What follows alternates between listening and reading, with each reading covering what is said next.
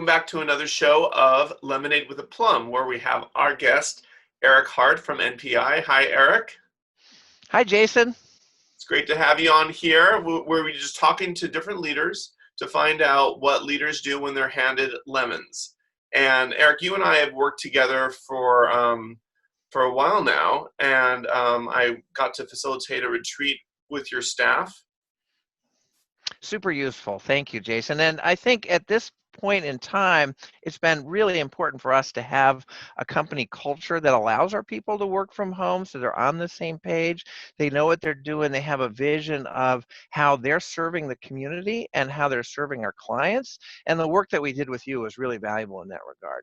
Well, it was fun stuff. We were talking about customer support and trying to come up with new ways of doing that, as well as finding ways to talk about the services that you provided.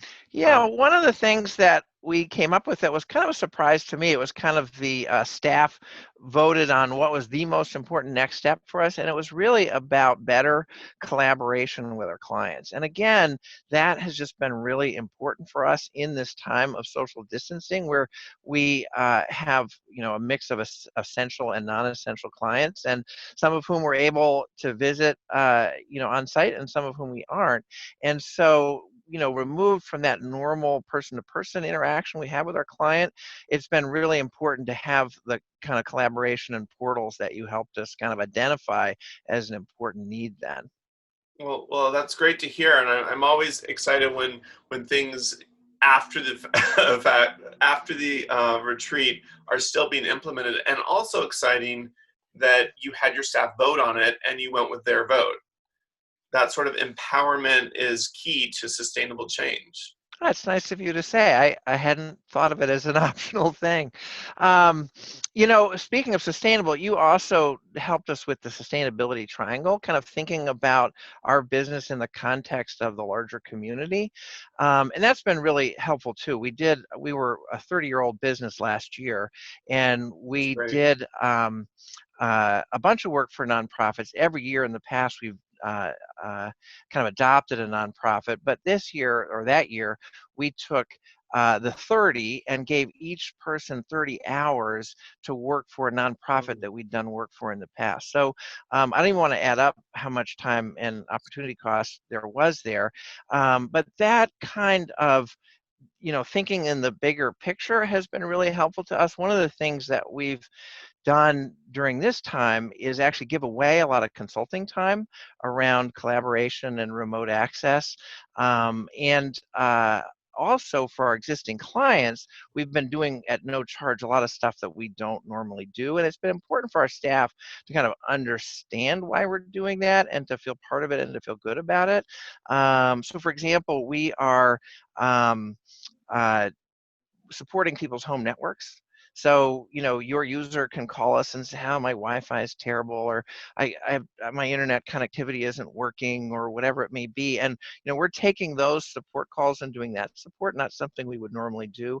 And we've also put together cheat sheets and are helping people install collaboration software at no charge as well. So we've been super busy, not all of it, honestly, leading to revenue. It does Well, certainly help with short client term, goodwill. Yeah. not short term, right? No, it's short, right. Long term, we certainly hope so that the referrals and that the goodwill is there. Many of our clients have said, "Wow, we just feel more supported by you right now than we ever have." I don't think that's a reflection on them not feeling good in the past, but it's just really an opportunity to prove your value, and Yeah, we've and been and, able to and the do that. cornerstone of your business, as we had been talking, was about the relationships that you have with your customers and also with your staff.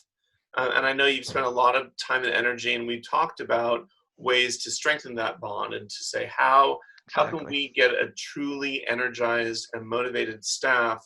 Let me pause right there, because um, when I'm working with organizations around change management and trying to figure out how we can work together well as a team, I ask people to think about times in their life when maybe there was a change that they had to face.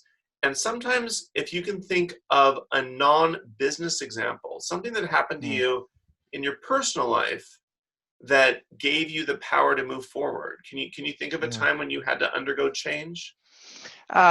Yeah, for sure. And, more than once, obviously, but I kind of hark back to the year 2000, Mm. which was a tough time for us as a business. As your listeners probably know, the dot-com bubble burst at the end of 1999, and people had spent, all of our clients had spent 3 years ahead of their IT budget, getting ready for Y2K. And so it was a severe fall off for us. And the first year in which we ever lost a significant amount of money, the first year we ever did a layoff, and the only year, thankfully, that we've ever done a layoff. And also, personally, a year in which both my young son and grandfather passed away. In Oh, the I'm very middle of sorry. all that, one of my partners, we had 3 partners at the time, myself and 2 others, decided that the financial stress was too much for him, and so he left the business with very short notice, and amicable but short. And so, incredibly stressful time. And at the time I felt like, God, this is just all falling on me, right? I'm alone here, I have all these sort of mouths to feed in the business. And it turned out that I wasn't alone. Both in Well, the grieving process, and in our business process. It was really our staff, first and Eric, before foremost. we go to the business, let's, Sure. first, I'm very sorry for your loss. I actually didn't know that you'd lost your son. Yeah, yeah, he was Um, 2. and that's, besides that being very difficult, Yeah. how did you make it through that? Well, first of all, you don't really make it through, right? I mean, I was just completely, I can non-functional, and really, I mean, obviously, I sought out support groups, and we met other families who were in similar situations, and that was very helpful. But that really, if there's a time when you figure out whether the folks that you work with can take over and run without you, that's the time, right? Because you're just, it's just so crippling. And it was, for my family. And I'm just incredibly grateful to all the folks around me, neighbors and friends, but really primarily our staff, for making that work, really, and kind of moving ahead without me. Well, I'm sure you think about him all the time, Yeah, but it sounds like because you have a bedrock of support with family and friends and your staff, that they helped you through that. that's absolutely true.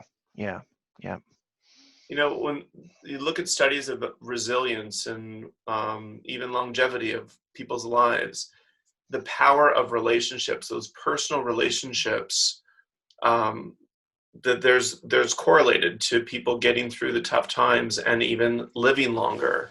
That when people have strong relationships and strong networks, and often in business, whether it's a for-profit or a nonprofit, people tend to focus on what needs to get done. And right. sometimes we think, oh, it's nice to have relationships, but But but optional. but optional, and not Right, right, recognizing right. the power that those relationships actually affect the bottom line in Yeah. a very indirect but very real way. Boy, that's really true. And it's hard in this time. We've brought on a couple of new people just before the COVID-19 crisis hit. And one question is, how do you really bring those people in, right? How do they become part of your team and your culture? And like other folks, we've been doing game nights, right? So once a week, people are getting on right after work and drinking their herbal tea or their beer or their cocktail, and playing trivia games, or just shooting the breeze, actually, for about an hour and a half. And that's been great. We have tons of way more meetings in the early days than we probably needed to. We really kind of overkilled it, but tons of more kind of this kind of person to person meeting than we would normally have. And we're having lots of conversations with staff members about their individual needs, which I think is really important. This is really, again, in the same way that we can prove to our clients that we really care about them, it's a time when we can really prove to our employees that we care about them, give them the time off that they require, provide bonuses during the COVID-19 time to cover some of their extra expenses or income they may be losing in other parts of their family. And just having those personal conversations and saying, what do you need and how's it working for you? That's a time when we can kind of build some trust and additional relationship with our staff. That's great. And I know that's something that's always been valuable at NPI. Could you actually give a quick explanation of what does NPI do and who do you serve? Sure, absolutely. Why? So, now's a great time, as uncertain as it is right now. I know other business owners must be feeling like I do, which is it's just really, really hard to navigate the tough waters right now. What we do is provide security and safety, and we do that by being the IT department for small businesses, nonprofits throughout Vermont, upstate New York, and New Hampshire. And getting back to what you were saying about your staff, I mean, one of the fun things that I loved about this team environment and was that you had a gong, and you still have the gong? We still have the gong. The gong is so effective. Anytime that somebody does something that is gong worthy, and at one point we actually kind of brainstormed a list because we didn't feel like people were being gonged enough, right? I mean, Oh, text would be love it. gonged whenever there was good client feedback, but what about admin people and what about salespeople? And and so we've come up with a whole list of stuff that people should gong each other on. And it's not me that does the gonging. It's whoever is motivated to do that. And the total number of gongs has continued to go up. The end of the month, every month in a staff meeting, we tally up the gongs, we present the winners, give out a gift card to that person.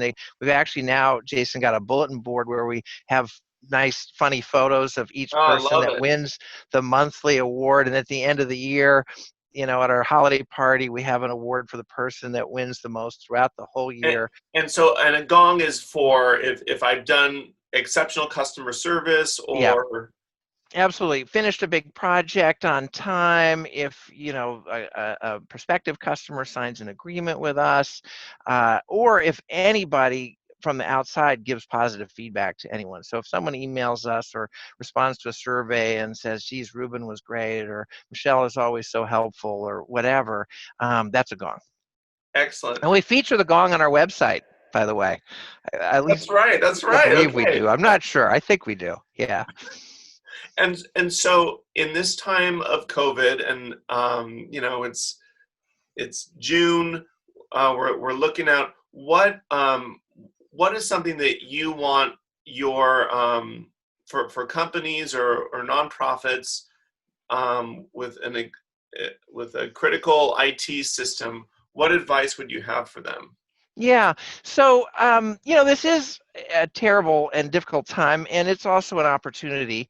And some of the things that we're seeing people do is really start to codify their work from home policies. So they're able to offer additional work from home that they really didn't think was going to work before. Now they know that it does. Many people are finding that people are as productive or even more productive working from home.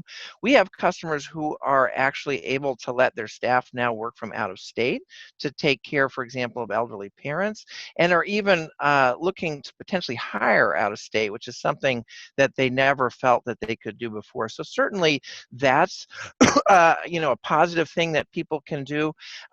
We're seeing people who kind of cobbled together collaboration tools in the early days of the crisis, doing Zoom or whatever it may be, really kind of saying, you know what, this is going to be another 6 months, it's going to be another year. We need to lay a better foundation. So they're implementing teams, they're really kind of building collaboration. And in many cases, we have people with old phone systems who are looking to upgrade those to make them really more remote friendly, allow operator calls to be handled correctly, voicemail to be business voicemail, not people using their personal cell phones and calling people back and all of that. So that is something that we're seeing people work on.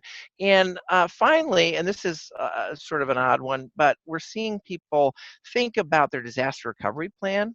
This was really kind of a Right. slow-mo disaster, right? It didn't happen. It wasn't like your office caught on fire and you're on the street. We had weeks to plan and get ready, and in many cases we sort of knew it was coming.